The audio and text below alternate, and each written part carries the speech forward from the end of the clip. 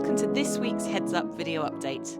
Today it's a special edition focusing on Wycombe High School's Outstanding Careers programme, which is second to none in supporting and guiding our students towards their future ambitions. We're here in our lecture theatre, which will soon host an exciting careers talk and Q&A session for students interested in studying medicine. More on that shortly. But first, I'm joined by Assistant Headteacher Mr Rushton to talk about the class-leading careers support on offer here at Wycombe High. Thanks for joining me, Mr Rushton. Can you perhaps give me a little bit of an overview of what the careers provision looks like and maybe some of our standout events that we have here at Wycombe High? Okay, so the meat and potatoes of the careers programme here is the monthly carousel activity that all students take part in during their tutor time activities, and that is recorded on a system which is called Unifrog, which captures every single piece of careers-based education or learning our students do. But some of the events that we do that are exciting, particularly one of the standouts is one that's called the Inspire Talks, where we get students and ex-students and alumni from the school from a variety of careers to come in and do a panel for each year group where they discuss how they've got to the places where they've been, how they've dealt some of the challenges they've faced, and what kind of decisions they've had to make to reach the successes that they've made. And we have a huge variety from small business owners to lawyers and doctors to people who are in the middle of an apprenticeship. And it gives our students a really good insight into the kind of pathways they can choose. We also have annual careers days, which are for each year group as part of their PSHE program. And that often includes guest speakers from companies that make chocolates, from doctors, as are coming in today. Again, hopefully giving our students a really good understanding of the practical application of what they're learning at school.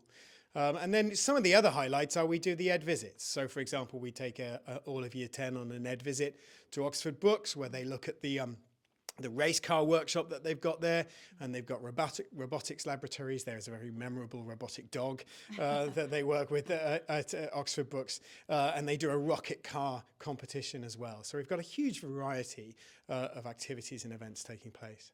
Fantastic. And I know that one of the big ticket calendar items is the Careers Fair, which was a huge success last year with many students attending with their parents. And I understand this year it's even bigger and better and involving students from other schools too. Yes, absolutely. It's one of the biggest, if not the biggest, school-based careers fair in Buckinghamshire. And it's been so successful that we now invite students from John Hampden and St Michael's to come as well. We have as many as 35 universities come. We have businesses, we have the armed forces and the police, we have apprenticeships, which is obviously the new avenue of tertiary education, which is opening out to students. It takes place in the sports hall in the evening, and it is an incredibly popular event. And people come from all over the country to deliver it. Fantastic. Look forward to this year's Careers Fair. And students sort of at different points of their decision making about the future, perhaps if they're really unsure or if they have decided on a particular pathway and they want to know a bit more, have the opportunity for a one-to-one careers appointment. What does that service look like?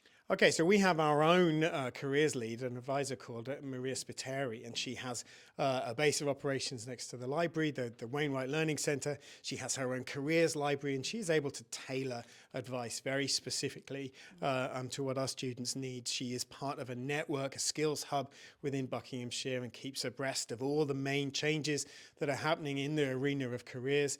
She helps facilitate teacher encounters visits where teachers go and visit the world of work to ensure that the learning they're delivering is relevant and purposeful. And she is then able to provide really responsive and bespoke advice for all of our students. And that is also enforced by a series of one-to-ones that members of staff, form tutors, members of leadership have with our students at various key points during their journey.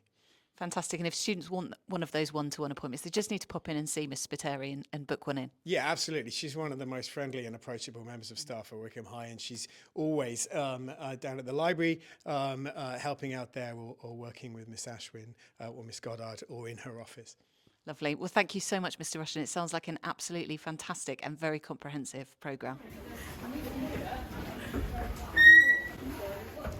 Now, I'm delighted to introduce the star of today's career event, Dr Kate Grint. Dr Grint is a GP based in Beaconsfield and also the clinical director of Red Whale, a company specialising in primary care medical education.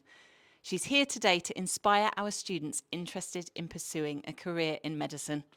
Now, Dr. Grint, tell us, what inspired you to pursue a career in medicine, and what advice would you give to our students considering that path? Thank you for having me. I think science was the most prevalent thing that really inspired me. I love science, but also talking to people, being able to communicate scientific facts and helping people with their health was really important to me. And so I suppose the advice that I would give to the students here would be really to concentrate on the subjects that really bring them enjoyment and fulfillment and science, and talk to people, engage in team sports and team communications. It really helps. Fantastic. And you're not only a GP, but also the clinical director at Red Whale.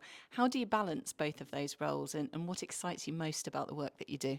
And so I think it can be a challenge sometimes to balance the roles, but I enjoy both of them immensely. And they really help augment each other. So seeing patients day to day in clinical practice brings me joy and really helps with the medical education that we produce. That sounds amazing, and like you have a very busy work week. What are some of the biggest challenges and rewards of a career in medicine, particularly in primary care? So I think some of the challenges is time. People really need time, and unfortunately within the NHS and the systems we work in, we don't always have that time available to give to people. We know that people are living longer with a multitude of different medical conditions, and therefore they do need time and care. Being able to do that and do that well sometimes can feel a challenge. Many of our students are interested in pursuing various different paths into medicine. And what sort of skills and experiences should they be looking to build now whilst they're here with us that's going to pave the way for success? So I think medicine's so diverse. There really is such great opportunity. But really it's those core science topics that are really important, as well as working within groups and teams. And medicine's wonderful. So if they get the opportunity and they want to take the opportunity, just work hard and pursue those dreams. So I think we've got lots of our students here today, so I'm sure they're hearing that message. But work hard, sciences, and absolutely that passion's coming through. Thank you so much. It's been a pleasure talking to you, and I know our students are really looking forward to hearing more from you. So thank you for coming in. Thank you. Now that's it for this week's Heads Up Careers Special. A big thank you to Mr. Rushton and Dr. Grint for sharing their expertise and inspiration. I hope you have a fantastic weekend, and I'll see you next week. Goodbye for now.